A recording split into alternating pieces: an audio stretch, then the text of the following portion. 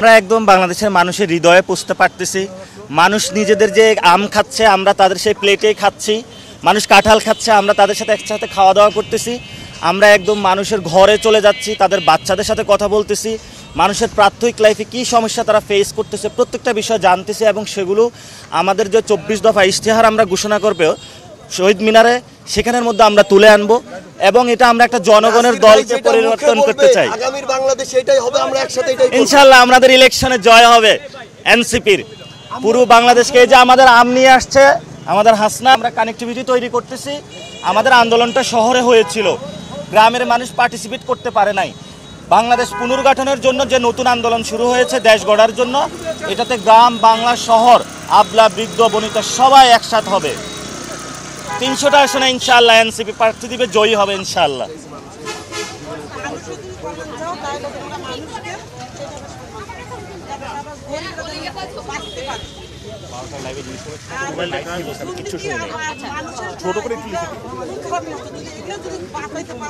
তাহলে দেশ গড়াইতে পারো, আর যদি না পারো দেশ ছাড়ি সবাই চলে। যদি খারাপ মনে হয় তাহলে বাপ করে যদি ভালো হয় বুঝছো, মন খারাপ করিও না। মানুষের প্রত্যাশা অনেক বেশি। মানুষ মনে করে যে এত ছাত্ররা তরুণরা রক্ত দিয়েছে, কিন্তু আসলে 1 বছরে আশানুরূপ ফলাফল তারা পায় না, কিন্তু তারা ফলাফলটা দেখতে চায় এবং তারা নতুন নেতৃত্ব, বিকল্প নেতৃত্ব দেখতে চায়। ফলে আমাদেরকে তারা এতদিন দূর থেকে দেখেছে, এখন যখন কাছে দেখছে, বা আমরাও এক সাধারণ মানুষের সাথে এইভাবে মেশার সুযোগ হয়নি। এখন এই পদযাত্রার মধ্যে দিয়ে আমরা মানুষের সাথে মিশতেছি, কারণ মানুষের মনের আকাঙ্ক্ষাকে ফুটিয়ে তোলাটাই আসলে রাজনীতি। ফলে তাদের সমস্যা কি, দুঃখ দোষ কি, তাদের প্রতিনিয়ত জীবনযাপনটা কীরকম সেটা আমরা বোঝার চেষ্টা করতেছি। মানুষ পরিবর্তন চায়, পরিবর্তনের রাজনীতি দেখতে চায়। যে যদি আগের মতোই সব কিছু চলে তাহলে তো আসলে এত বড় বৈপ্লবিক ঘটনার প্রয়োজন ছিল না। তো ফলে মানুষের মধ্যে সে পরিবর্তনের আকাঙ্ক্ষা আছে। মানুষ চায় এরকম নেতৃত্ব, এরকম রাজনীতি যেখান থেকে একটা পরিবর্তনের সূচনা হবে, এবং মানুষ তরুণদের উপর আস্থা রাখতে যাচ্ছে। অবশ্যই এনসিপি ধরে রাখবে। এনসিপি ধরে রাখার মধ্য দিয়ে এনসিপি রাজনৈতিক সাফল্য। এনসিপি যদি ধরে না রাখতে পারে তাহলে তো সে রাজনৈতিকভাবে তাকে হারিয়ে যেতে হবে। তাই ইনশাল্লাহ আমরা চেষ্টা করতেছি মানুষের কাছাকাছি যাওয়ার, মানুষের আকাঙ্ক্ষাকে ধারণ করে রাজনীতি।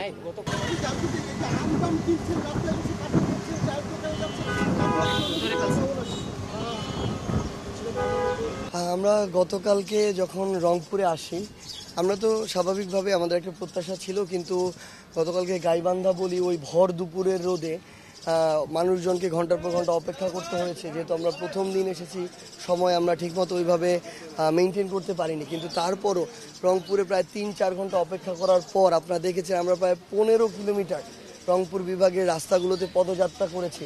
কিন্তু আমাদের যারা কেন্দ্রীয় কমিটির পক্ষ থেকে এসেছেন কিংবা সহযোদ্ধা, তারাও বিন্দুমাত্র ক্লান্তি এখানে দেখেননি। এবং কালকে আমরা অন্যরকম একটা উৎসাহ পেয়েছি, কয়েক হাজার মানুষ নিয়ে প্রায় 15 কিলোমিটারের পদযাত্রা। এবং মানুষজন আপনারা দেখবেন রাস্তার দুই পাশে ফুটপাত থেকে, বাসাবাড়ি থেকে, দোকানপাট থেকে কিভাবে হাত নাড়িয়ে আমাদেরকে সমর্থন দিচ্ছিলেন। তো আমরা প্রত্যেক দিন আমাদের যখন একটা ক্লান্তি আসে, মানুষের এই আগ্রহ আমাদের ক্লান্তি দূর করিয়ে দেয়।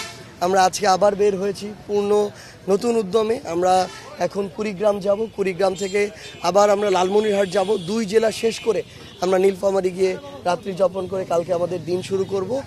আমরা মনে করি যে প্রত্যেক দিন তার চেয়ে বেশি আমরা তারপরের দিনে সারাটুকু পাবো। বাসনাটুকু আসলে নিরাপদে থাকা, জীবনের যে বেসিক চাহিদাগুলো আছে সেগুলো যাতে ফুলফিল হয় অ্যাজ আ সিটিজেন, সেটাই চাওয়া। এখন হয়তো আমরা রাষ্ট্র সংস্কার, সংবিধান অনেক কঠিন কঠিন কথা বলি, কিন্তু চাওয়াগুলি কিন্তু খুবই সরল। যে আমি যখন আমার সদর হাসপাতালে গেলে যাতে আমার চিকিৎসাটা হয়, আমাকে যাতে অন্য কোথাও গিয়ে আমার চিকিৎসাটাতে দেরি হচ্ছে বা হচ্ছে না, এটা যাতে না হয়। সিট পেতে গেলে কাউকে চিনতে হবে, এটা যাতে না হয়। আমার বাচ্চারা যে স্কুলে পড়তেছে সেই স্কুলে যাতে ভালো শিক্ষার মান থাকে, এগুলো আসবে যখন আমাদের প্রতিষ্ঠানগুলো ঠিক হবে। এই চাওয়াটাই আমরা বারবার শুনতে পাচ্ছি। ছোট ছোট স্কুলের বাচ্চাদের সাথে কথা বলছি, তখন ওরা ওদের স্বপ্নগুলো বলছে, ইঞ্জিনিয়ার হতে চায়, দেশ সেরা বিশ্ববিদ্যালয়ে পড়তে চায়। তো স্বপ্নগুলো আমাদের সবার মতোই, কিন্তু যাতে রাষ্ট্র কোনো বৈষম্য না করে, রাষ্ট্রের যে অধিকারগুলো তাদের পাওয়ার কথা সেটা যাতে তারা পায়।